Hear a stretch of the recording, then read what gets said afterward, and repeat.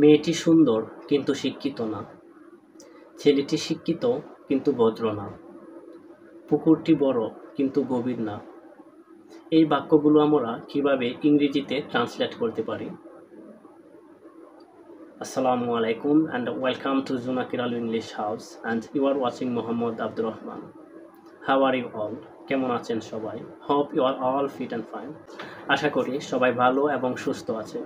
আলহামদুলিল্লাহ, I am also fine by the grace almighty of Allah subhanahu wa ta'ala. আলহামদুলিল্লাহ, আল্লাহর অশেষ কৃপায় আমিও ভালো আছি।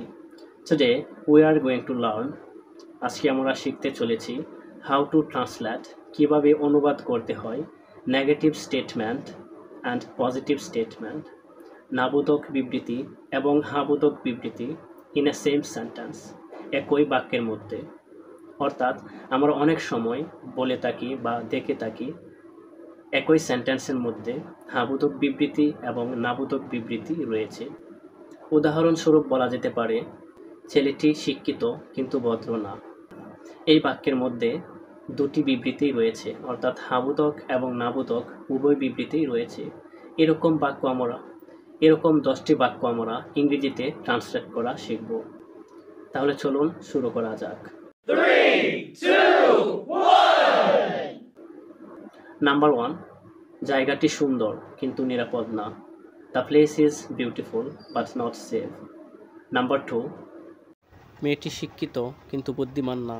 The girl is educated but not intelligent. Number 3, ছেলেটি ভদ্র কিন্তু শিক্ষিত না। The boy is polite but not educated. Number 4, মোবাইলটি দামি কিন্তু ডিজাইন ভালো না। The mobile is expensive but design is not good. Number 5, টি-শার্টটি সুন্দর কিন্তু দামি না। The t-shirt is beautiful but not expensive. Number 6, আমি অসুস্থ কিন্তু দুর্বল না। I am sick but not weak. Number 7, সাপটি ভয়ঙ্কর কিন্তু বিষাক্ত না।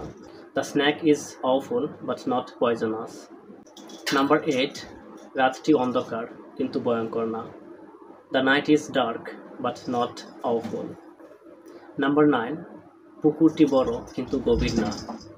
The pond is big but not deep. Number 10, গাছটি লম্বা কিন্তু মোটা না। The tree is tall but not wide. Wide এর অর্থ প্রশস্ত বা মোটা, উভয়টি ব্যবহার করা যেতে পারে। So that's all. Thanks for watching this video. See you again with another video. Till then, keep learning, keep practicing, and most important, please perform salat 5 times every day. It's compulsory for every Muslim. And please try to translate more new sentence to improve your spoken English. That's all. Assalamu alaikum.